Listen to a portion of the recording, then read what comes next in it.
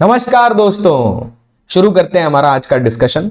इससे पहले हम रिलेटिव मोशन की थ्योरी पे बात कर चुके हैं, कुछ एग्जांपल्स को देख चुके हैं कि कैसे रिलेटिव मोशन में रिलेटिव फ्रेम के अंदर जाके किसी को ऑब्जर्वर और किसी को ऑब्जेक्ट माना जाता है and based on the sign convention we put all the values in that relative equation.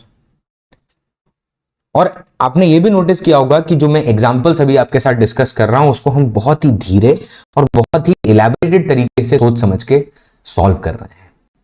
एक क्वेश्चन में मिनिमम एक्सेलरेशन कहा तो हमने उसी पे 10 मिनट चर्चा की कि भैया ये मिनिमम क्यों। एक क्वेश्चन में मैक्सिमम कहा तो उसी पे चर्चा की इसे मैक्सिमम क्यों कहा। जब हम पढ़ रहे होते हैं तो ऑब्वियस सी बात है क्वेश्चन के हर एक पॉइंट, हर एक पीस को बहुत ही क्रिटिकल तरीके से समझना जरूरी है। और जब मैं आपके साथ वो सीरीज डिस्कस करूंगा जहां पे हम क्वेश्चन को सिर्फ आपको देंगे और आप लगाएंगे, फिर उसका डिस्कशन होगा, तो उतना टाइम कंज्यूम नहीं किया जाएगा। पेपर डिस्कशंस होंगे, क्वेश्चन डिस्कशन होंगे, डीपीपी डिस्कशन होगा, वहां पे हम ताबड़तोड़ तरीके से एकदम क्वेश्चन को सॉल्व करेंगे जैसे एग्जाम में करते हैं। अभी मैं वो अप्रोच इसलिए नहीं उठा रहा बिकॉज उसका सिंपल रीजन है, मैं खुद के लिए नहीं सॉल्व कर रहा, मैं आपको ये फील करा रहा हूं कि रिलेटिव मोशन का मीनिंग क्या है, तो उसके पीछे का पर्पस समझिए। चलिए, Now we'll take the 7th example। और एग्जाम्पल है, these are not questions। मेरे लिए एग्जाम्पल और क्वेश्चन के बीच में एक जमीन आसमान का डिफरेंस है कि example are used to make you understand the basics which are related to the topic. 2-3 example लेके मैं छोड़ सकता हूं, लेकिन इतने सारे क्यों? Because I want to take every aspect which can be formed in, मतलब which can be given in the form of a question. Okay, चलिए। तो क्वेश्चन है, on a straight level road, bracket में लिखा है acceleration are constant and resistive force is neglected. ठीक है, जो आपका रेजिस्टिव फोर्सेस हैं उन्हें नेग्लेक्ट कर दिया है, इतना भी नेग्लेक्ट नहीं करेंगे, काट ही देंगे। ठीक, car a travels at 12 metre per second and can accelerate uniformly at 4 metre per second square. चलिए पहले लाइन ऑफ मोशन बना लेते हैं भैया, जहां पर ई लोग दौड़ेंगे। ठीक, और इस बार में ये है कार ए और ये है कार बी। देख लेते हैं कौन आगे कौन पीछे, अभी आगे पढ़ा नहीं है इसलिए। तो कार ए जो है वो कितनी स्पीड से चल रही है? 12 मीटर पर सेकेंड से, and can accelerate at a rate of 4 metre per second square. Car b travels at a constant 10 metre per second and is initially 60 metre in front of car a. मतलब यहां से 60 metre आगे, 60 metre देख रहे, 60 metre आगे B है जो कि constant speed 10 metre per second से ट्रैवल कर रहा है। ठीक, तो कह रहा है find time after which car A overtakes car B and the distance each car travels up to that instant. यानी इंडिविजुअल डिस्टेंस भी चाहिए अपन को, और अपन को यह भी चाहिए कि भैया टाइम कितना लग रहा है टाइम ओवरटेकिंग में। तो क्योंकि यहां पर ऑब्जेक्ट के डायमेंशन नहीं गिवन है, इसका मतलब पॉइंट ऑब्जेक्ट कंसेप्ट लगाते हैं। ओवरटेकिंग का मतलब सिर्फ पोजीशन का सेम हो जाना है, और ये हम रिलेटिव फ्रेम में लगाएंगे। चलिए, तो पहला इसको कॉपी कर लेगा फिगर को, और फिर यहां पेस्ट कर लेते हैं, और फिर रिलेटिव फ्रेम में जाकर इसको सोचते हैं। थोड़ा साइज छोटा कर लें। हाँ, चलिए अब रिलेटिव फ्रेम में सोचते हैं। रिलेटिव फ्रेम, ठीक है, ये इसका एक्चुअल फ्रेम या एब्सोल्यूट फ्रेम कह लीजिए। अब रिलेटिव फ्रेम में क्या होगा? तो रिलेटिव फ्रेम में अपने को क्या मानना पड़ेगा भैया? ऑब्जर्वर मानना पड़ेगा। चलिए मान लेते हैं ऑब्जर्वर। किसको मानेंगे? ऑब्जर्वर। ठीक है, तो observer is B and object is A, because we have seen. एक कॉमन सेंस अंदर से एक आवाज आपके करेगा और ये कहेगा कि भैया जो धीरे चल रहा है, या समझ लीजिए ओवरटेकिंग करते वक्त आपके हिसाब से किसको मूव करना चाहिए। If you want that overtake, मैं नहीं कह रहा मैथ्स क्या जवाब देने वाली है, आप थोड़ी देर के लिए वो छोड़ दो। और यही समझाने के लिए अब मैं 2-4 क्वेश्चन बीच में आएंगे कि relative motion is like that particular part जहां पर आप भरोसा करो जो आप सीख रहे हो, मानने पर पहले उस फ्रेम को समझो, ऑब्जर्वर के सेंस को समझो, और जब आप वो क्वेश्चंस लगाओगे ना, तो अपने आप जो फाइनल आंसर आएगा, जो मैथ्स होगी, जो इक्वेशन होंगे, जो रूट होंगे, आपको बता देंगे वहां क्या हो। तो आप भरोसा रखिए अपने आप पर, मुझ पर, उस सवाल पर और उस फिजिक्स पर जिसे आप पढ़ रहे हैं। ओके, चलिए, तो रिलेटिव फ्रेम में ऑब्जर्वर है बी। अब बी को ऑब्जर्वर मान लिया तो भैया बी का सारा क्वांटिटी छीन लीजिए। 12 गो मीटर प्रति सेकंड, 4 मीटर प्रति सेकंड स्क्वायर। यहां से यहां तक का सेपरेशन 60 मीटर का। और क्योंकि ये हमारा ऑब्जर्वर है तो ऑब्जर्वर को सब कुछ जीरो दे दीजिए, x इक्वल टू 0 मीटर पैरों तले मान लीजिए t इक्वल टू 0 पर। इसका एक्सेलरेशन वैसे भी 0 है तो अपने को चिंता करने की जरूरत है नहीं, ना छीनने की जरूरत है। हाँ, वेलोसिटी छीननी पड़ी तो उसकी वेलोसिटी हमने छीनी कितनी थी भैया, 10 मीटर प्रति सेकंड, खींचकर हमने उल्टी तरफ दे दी और यहां बचा वेलोसिटी 0 मीटर पर सेकेंड। तो यह ऑब्जर्वर, यानी ऑब्जर्वर की जो जो रिक्वायरमेंट थी वो फुलफिल कर दी।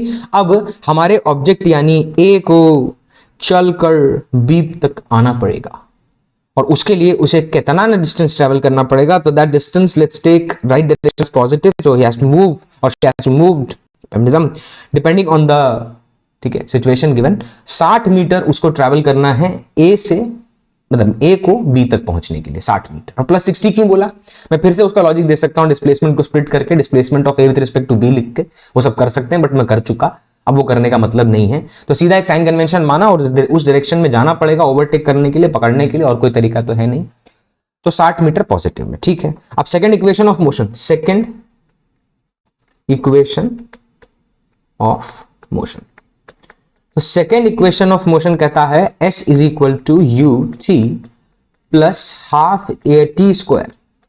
और इसमें ये जो डिस्प्लेसमेंट है ये है a with respect to b, velocity a with respect to b, acceleration a with respect to b। Time के नीचे लगाना है नहीं, टाइम किसी का नहीं होता, टाइम लाना पड़ता है, ठीक है। चलिए, इस पर्टिकुलर पॉइंट पर टाइम हम जानते हैं अर्थ के ऊपर एब्सोल्यूट होगा। तो अब ये क्वांटिटीज लिखनी है, इसमें displacement of A with respect to B तो प्लस 60 है, उसमें कोई दिक्कत नहीं है। What is velocity of A with respect to B, तो वो भी हम देख चुके भैया, 12 आगे की तरफ 10 पीछे की तरफ, कितना बचेगा 2 metre per second into T कर देते हैं। प्लस लिखते हैं acceleration of A with respect to b. अच्छा, acceleration of A with respect to b का मतलब क्या होगा भैया, acceleration of A with respect to b, चलिए रुकिए, रिलेटिव फ्रेम के नीचे लिखते हैं, नहीं तो आप सोचेंगे एब्सोल्यूट वाले में करा जा रहा। तो acceleration of A with respect to B कितना होता है, acceleration of A minus acceleration of B. As you can see the acceleration of A is 4 metre per second square, right direction में तो पॉजिटिव माना बेस्ड ऑन डायरेक्शन, और B का acceleration 0 है, कुछ नहीं है। तो ये आंसर हो जाएगा 4 गो प्रति मीटर प्रति सेकंड स्क्वायर, पॉजिटिव में उठाकर यहां पर पुट कर देते हैं और लिख देते हैं टी स्क्वायर। इसको सॉल्व कर लें भैया इक्वेशन को, तो 60 is equal to 2t plus 2t square, 30 is equal to t plus t square, t square plus t minus 30 equal to 0। Quadratic equation है, अपनी रूट निकालना है इसका, ठीक है। लेकिन ये इक्वेशन बनाई कैसे, एक बार उस पर नजर डालिएगा भैया। रिलेटिव फ्रेम में जाके हमने बी को माना ऑब्जर्वर, सारी क्वांटिटी से छीन के उल्टा करके पलट के दे दी किसको, ए को, या रिलेटिव वेलोसिटी के कंसेप्ट में v A B is v A minus v B, with convention vector quantity है, साइन के साथ पुट करना है। तो जो इस ये पहला वाला सेंस जो आप देख रहे हैं, जो पहला वाला ये जो देख रहे हैं, पहला वाला सेंस जो आप देख रहे हैं ये वाला, इसमें सीधा आप जो कन्वेंशन पॉजिटिव आपने माना है राइट डायरेक्शन को, उसके हिसाब से क्वांटिटीज का साइन लगाइए और सीधा सीधा सब्ट्रैक्ट करके रिलेटिव में निकाल दीजिए। एक तरीका ये है, दूसरा सीधा पलट के लिख दीजिए, ठीक है। अब क्योंकि हम 7वें एग्जाम्पल पर हैं, इसके बाद से अब मैं इतना बोलना बंद करूंगा, मैं सीधा सीधा लिखूंगा, क्योंकि मैंने जैसे आपको पहले से मैंने आपको स्टार्टिंग में बोल दिया कि मेरी जो वोकैबुलरी का यूजेज होगा, मैं जो शब्द मतलब बोलूंगा, जो मैं चीजें आपको बताऊंगा, वो ज्यादा एक्सप्लेन करने वाला पॉइंट तब होगा ना जब मैं आपको शुरू कर रहा हूं, एकदम जस्ट गाड़ी शुरू हुई है, टेरेन देख लिया, रोड बढ़िया है, अब दौड़ाएंगे भैया, मजा आ रहा है, ठीक है। तो ये इक्वेशन मिली। अच्छा, इस इक्वेशन को पहले लिख लेते हैं, क्या था, what was the equation, t square plus t minus 30 equal to 0। Root निकालते हैं, टी इज इक्वल टू, चलिए रूट निकाल रहे हैं, -1 plus minus under root b square यानी 1 का square minus 4ac minus 30 divided by 2, -1 plus under root 1 minus minus plus 4 3 12 यानी 120 bye 2। Sir आप माइनस लिखना भूल गए? नहीं बेटा, मैं लिखना भूला नहीं, मुझे पता है समय नेगेटिव नहीं होता, time is not negative, even though that one is, but still here the time can not be negative. So time अगर नेगेटिव नहीं हो सकता, 120 प्लस 1 121, रूट लेंगे 11, तो ये आएगा -1 प्लस 11 बाय 2। करके। अच्छा अब खुद सोचो, बीच का माइनस लिख लो तो -1 -11, अरे भैया टाइम नेगेटिव, अभी चल भी रहा है तो कोई बात नहीं, सही समय आएगा, अपना टाइम लाएगा, अपना टाइम आएगा नहीं, अपना टाइम लाएगा। तो -1 + 11/2, 11 में से 1 गया और बाई 2 किया तो बचा 5 सेकेंड, यानी 5 सेकेंड के बाद A will overtake B. The B is non-accelerated. The B is the see, वो जो आपका एक्चुअल केस है, जो एब्सोल्यूट कह लीजिए एक्चुअल केस है, उस केस में तो एक्सेलरेशन 0 ही था वैसे भी उसका। तो अगर ये A वाला एक्सेलरेट नहीं भी करता तो भी B को ओवरटेक तो कर ही लेता, लेकिन जो डिस्टेंस ट्रैवल करता, जो टाइम लगता, वो ज्यादा होता। क्यों? बिकॉज उसने एक्सेलरेशन 0 रखा, तो कांस्टेंट स्पीड से टाइम लगेगा ना भाई। हमने उसको बोला नहीं नहीं कोई नहीं, तुम एक्सेलरेटर पे पैर रखो, लेकिन 4 मीटर/सेकंड स्क्वायर ही एक्सेलरेशन है that can be provided with that accelerator, ना इससे कम ना इससे ज्यादा। और वैसे भी क्वेश्चन जो कह दे वही है दुनिया। और यहां पर हमने जब टाइम निकाला तो कितना है? 5 सेकंड। अच्छा अब ये तो हुआ वो जिस समय के अंदर ए बी को ओवरटेक करेगा या जस्ट उस पोजीशन पर आ जाए, बिकॉज पॉइंट ऑब्जेक्ट की कंडीशन वही है। लेकिन अब आप उसका जो एक्चुअल डिस्टेंस है वो निकालते हैं। तो ए कितना ट्रेवल करेगा? तो s A is equal to u A into t plus half a A into t square. अच्छा राइट डायरेक्शन पॉजिटिव मान रखा है तो उसको अभी भी पॉजिटिव मानते हैं, क्योंकि सिर्फ ए के लिए सॉल्व कर रहे हैं तो उसके फ्रेम में जा रहे हैं। तो डिस्प्लेसमेंट ऑफ ए निकालेंगे, इनिशियल वेलोसिटी ऑफ ए कितना है भैया? कितना है 12। तो 12 इंटू 5 प्लस 1/2 इंटू 4 इंटू 5 का स्क्वायर। सॉल्व करेंगे 12×5 = 60 प्लस 4 से गया 2, 25 दूनी 50, 110 मीटर आएगा।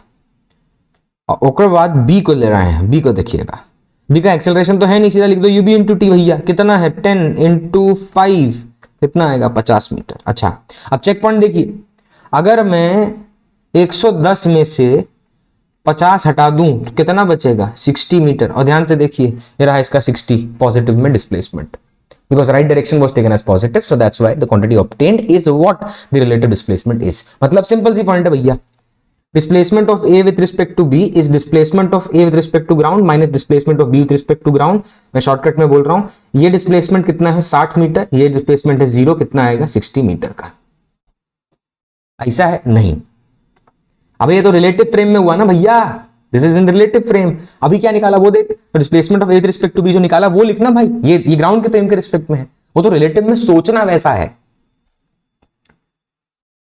समझे? फिर रिलेटिव फ्रेम का मतलब क्या है, इसलिए इतना कर रहा हूं। अब किसी को क्वेश्चन सॉल्व करना होता तो 2 मिनट में यहां तक पहुंच गए होते। 2 मिनट भी क्या, 2 मिनट बहुत ज्यादा बोल रहा हूं, 30 सेकंड मुश्किल से क्वेश्चन का है, बस खत्म। क्योंकि जो बोला उसको माना, पॉजिटिव डायरेक्शन माना, जो आपकी सेकंड इक्वेशन लगा दी और आंसर लेके खुशखुशाल होकर घर चले गए। तो यहां displacement of A with respect to ground कितना है? 110 metre. Displacement of B with respect to ground कितना है? 50 मीटर। ध्यान से देखिए प्लस 60 ही आ रहा है आंसर। वो आप बी को ऑब्जर्वर यानी ओरिजिन मानकर, बी को ऑब्जर्वर यानी ओरिजिन मानकर, जो इस केस में किया हमने, इस केस में अगर आप निकाल भी लें तो डिस्प्लेसमेंट प्लस 60 ही आएगा। और ये मैं आपको 3 क्वेश्चन में बता चुका हूं। अब मैं डायरेक्टली साइन कन्वेंशन मानकर खाली उस ओवरटेक कंडीशन को सेटिस्फाई करने के लिए गाड़ी चला देता हूं, नॉट लिटरली। चलिए नेक्स्ट सवाल, थोड़ा सेट हो जाए भाई, सरक रहा है आदमी, बह न जाए कहीं। ठीक है चलिए, example 8, on a straight road car